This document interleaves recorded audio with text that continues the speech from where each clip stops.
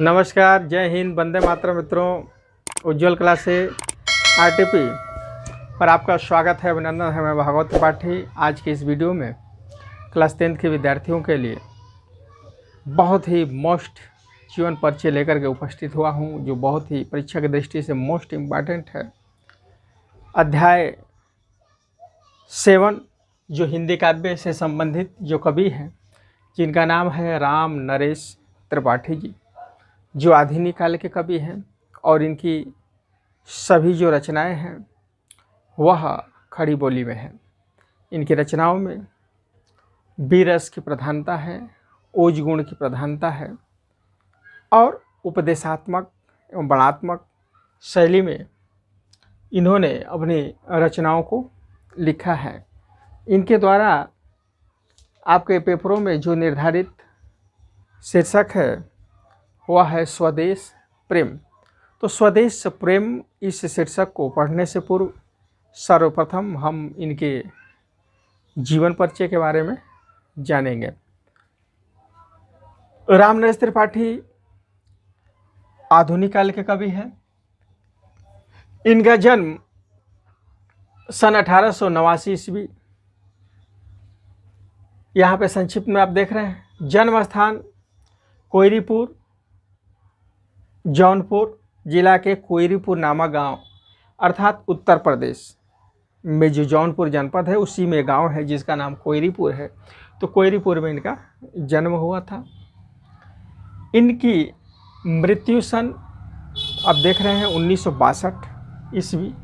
प्रमुख खंडकाव्य जो खंडकाव्य है वह है पथिक और मिलन।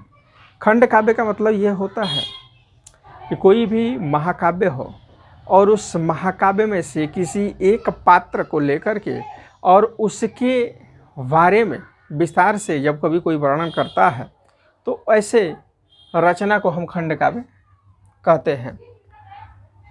भाषा खड़ी बोली है और शैली वर्णनात्मक शैली और उपदेशात्मक शैली, इस शैली का इन्होंने प्रयोग किया है। जीवन परिचय में आपको क्या करना है? सर्वप्रथम आपको जीवन परिचय हेडिंग लिखना है। पेपर में आता है कि निम्नलिखित कवियों में से किसी एक कवि का जीवन परिचय देते हुए उनकी रचनाओं को स्पष्ट करें। तो 3-4 कवि रहेंगे, उसमें से कोई एक ही कवि का जीवन परिचय आपको पेपर में लिखना होता है। तो मान लीजिए उत्तर आप लिख रहे हैं तो सर्वप्रथम आप हेडिंग क्या लिखेंगे? जीवन परिचय।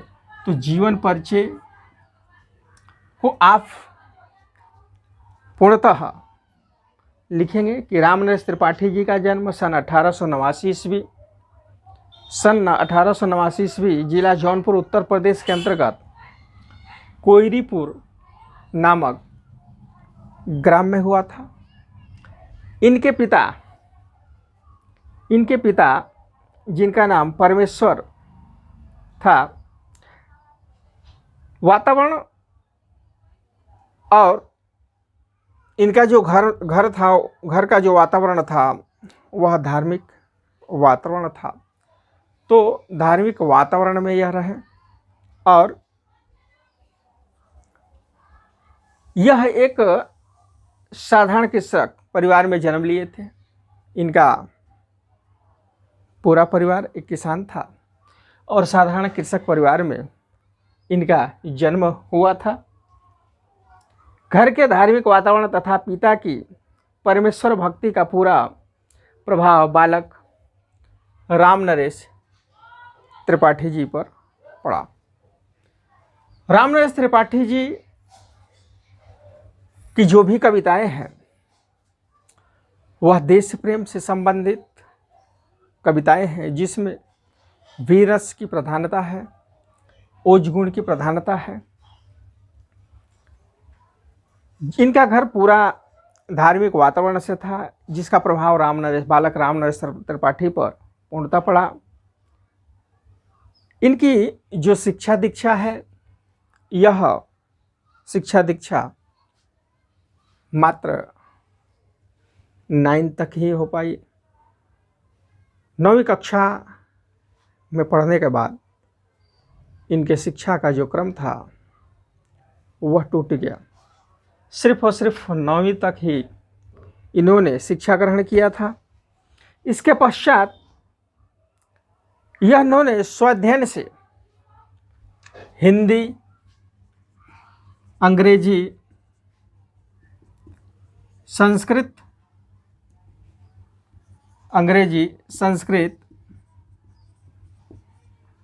इत्यादि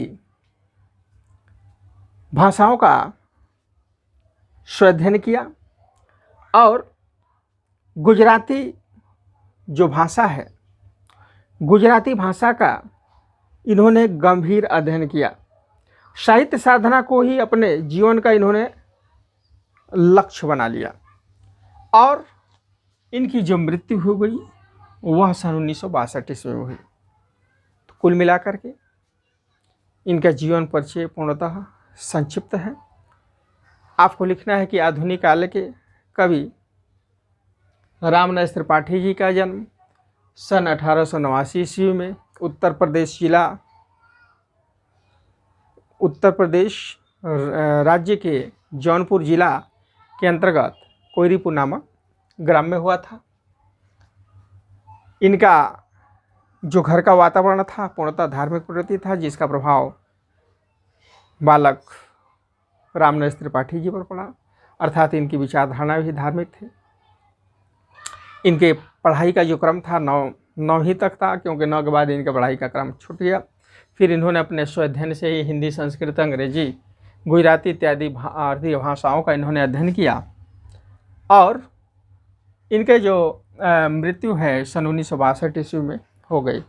त्रिपाठी जी मननशील विद्वान तथा परिश्रमी थे। वे द्विवेदी युग के उन साहित्यकारों में हैं जिन्होंने द्विवेदी मंडल के प्रभाव से पृथक रहकर अपनी मौलिक प्रतिभा से साहित्य के क्षेत्र में कई कार्य किए। त्रिपाठी जी स्वच्छंदतावादी कवि थे।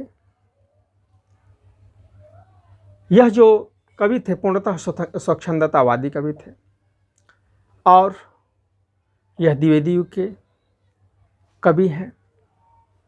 इनकी जो रचनाएं थी पूर्णतः स्वच्छंदतावादी थी। ये लोकगीतों के सर्वप्रथम संकलन करता थे।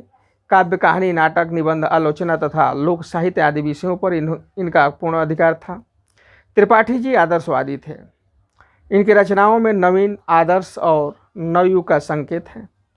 इनके द्वारा रचित जो रचनाएं हैं मोस्ट इम्पॉर्टेंट हैं पथिक, मिलन। क्वेश्चन ये आता है कि पथिक के रचनाकार कौन है, तो रामनरेश त्रिपाठी जी।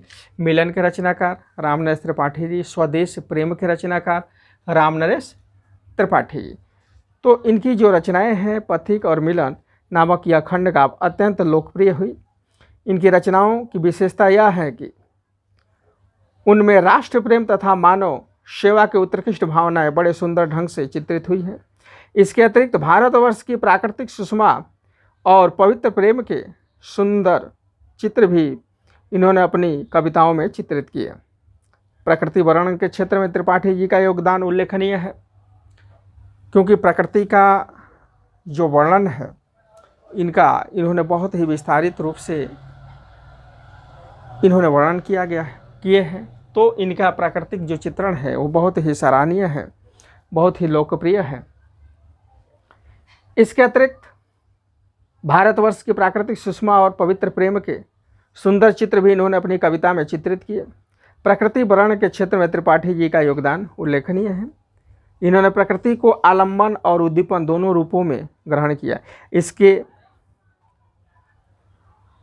इनके प्राकृतिक चित्रण की विशेषता यह है कि जिन दृश्यों का वर्णन इन्होंने किया वे इनके स्वयं देखे हुए अनुभव दृश्य हैं। ठीक है। इनकी जो रचनाएं हैं, जो मोस्ट इम्पॉर्टेंट रचनाएं हैं, इन रचनाओं को आपको याद कर लेना है। त्रिपाठी जी काव्य के क्षेत्र में तो काम किए ही हैं, साथ साथ नाटक, कहानी इत्यादि भी लिखे हैं। लेकिन इनकी जो प्रसिद्धि हुई है वह एक कवि के रूप में हुई है। तो इनकी जो रचनाएं हैं वह रचना है पथिक, मिलन, स्वप्न। पथिक आप देख रहे हैं, मिलन, स्वप्न ठीक है, स्वप्न, पथिक, मिलन, स्वप्न। स्वप्न, पथिक और मिलन ये सभी तीनों रचना खंडकाव्य हैं। मानसी, यह फुटकल कविता संग्रह है। कविता कौमुदी, ग्राम्य गीत, गोस्वामी तुलसीदास और उनकी कविता, यह एक आलोचना है। तो कभी कभी क्वेश्चन आता है कि ग्राम्य गीत के लेखक कौन है। ग्राम्य गीत मोस्ट इंपॉर्टेंट रचना, तो ग्राम्य गीत के भी लेखक रामनरेश त्रिपाठी हैं। तो पथिक, मिलन, स्वप्न, ग्राम्य गीत ये चारों रचना ही परीक्षा की दृष्टि से मोस्ट इम्पॉर्टेंट है और इनकी जो शैली है वह वर्णनात्मक शैली है और उपदेशात्मक शैली है। त्रिपाठी जी की जो भाषा है वह खड़ी बोली है जिसमें माधुर्य और ओज गुण की प्रधानता है। कहीं कहीं उर्दू के प्रचलित शब्दों का भी प्रयोग इन्होंने किया है। इनकी शैली सरस, स्वाभाविक और प्रभावपूर्ण है। जो इनकी शैली है बहुत ही सरस, बहुत ही प्रभावपूर्ण है। तो इस तरह से देखा जाए तो रामनरेश त्रिपाठी जी का जो जीवन परिचय है बिल्कुल ही आप आसान तरीके से याद कर सकते हैं। आपको मूल रूप से इनका जन्म सन, इनका जन्म स्थान, इनकी जो मृत्यु है, इनकी भाषा है, इनकी शैली है, ये संक्षिप्त रूप में आप याद कर लेंगे तो आप अपने स्तर से इनका जीवन परिचय लिख सकते हैं। और आपको मूल रूप से जो इनकी रचनाएं हैं तो रचनाओं को पूर्णतः आपको याद कर लेना है तो आपके 3 नंबर पक्के हो जाएंगे। मित्रों, आज की इस वीडियो में बस इतना ही। पुनः इनकी जो रचना है स्वदेश प्रेम,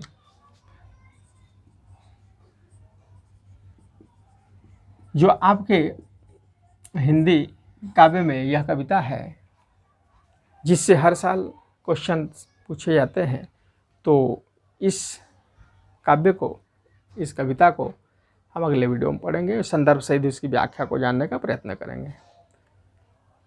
जो लोग हमारे इस वीडियो को देख रहे हैं, आप लोगों से एक ही रिक्वेस्ट है कि आप हमारे चैनल विजुअल क्लासेज RTV को आप सब्सक्राइब कर दें, बेल आइकन दबा दें और कमेंट के माध्यम से बताएं कि यह वीडियो आपको कैसा लगा। वीडियो पसंद आए तो अपने दोस्तों मित्रों में अधिक से अधिक शेयर करने का कार्य करें और वीडियो को लाइक करें। इन्हीं बातों के साथ मैं आपसे इस वीडियो में विदा लेता हूं। पुनः फिर अगले वीडियो में आप लोगों के समक्ष उपस्थित होऊंगा। तब तक के लिए जय हिंद, जय भारत।